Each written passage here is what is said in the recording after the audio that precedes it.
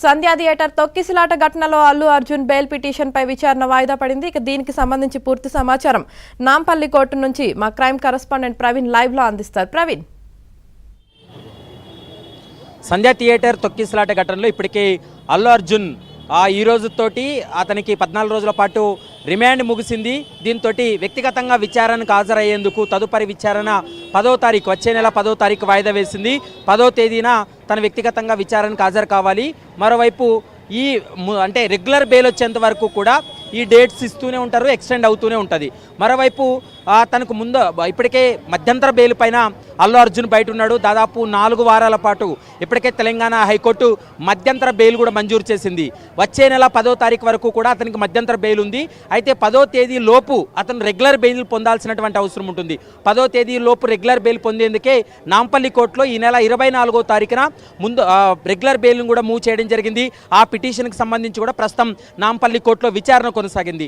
విచారణలో భాగంగా అంటే ఇప్పుడు అల్లు అర్జున్ వేసినటువంటి పిటిషన్కి సంబంధించి చిక్కడపల్లి పోలీసులను ప్రతివాదులుగా చేర్చారు. చిక్కడపల్లి పోలీసులు వాళ్ళు కౌంటర్ దాఖలు చేయాల్సినటువంటి అవసరం ఉంటుంది. కానీ కౌంటర్ దాఖలు చేయడానికి తమకు సమయం కావాలంటూ కూడా చిక్కడపల్లి పోలీసు తరపున అంటే ప్రభుత్వ తరపు న్యాయవాది పబ్లిక్ ప్రాసిక్యూటర్ సమయం కోరడం జరిగింది. దీంతో తదుపరి విచారణ సోమవారానికి వాయిదా వేయడం జరిగింది. సోమవారం లోపు ఇటు చిక్కడపల్లి పోలీసులు కౌంటర్ దాఖలు చేస్తారు.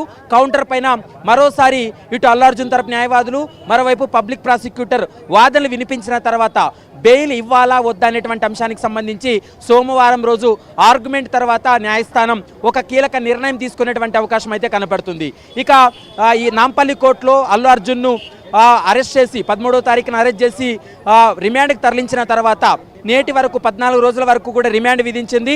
తాను వ్యక్తిగతంగా విచారణకు హాజరయ్యేందుకు వచ్చే నెల 10వ తారీఖు వాయిదా వేసింది. అల్లు అర్జున్ ఈరోజు వ్యక్తిగత కారణాలు, సెక్యూరిటీ రీజన్స్ వల్ల తను వర్చువల్గా విచారణకు కూడా అటెండ్ అయినటువంటి పరిస్థితి కూడా స్పష్టంగా కనబడుతుంది. సోమవారం రోజు జరగబోయేటువంటి విచారణ చాలా కీలకమైనటువంటి విచారణను భావించాల్సి ఉంటుంది. ఒకవేళ చిక్కడపల్లి పోలీసులు ఈరోజు కౌంటర్ దాఖలు చేసి ఉన్నట్లయితే ఖచ్చితంగా అల్లు అర్జున్ తరపు న్యాయవాది నిరంజన్ రెడ్డి స్వయంగా వాదనలు వినిపించేటువంటి అవకాశం అయితే కనపడింది.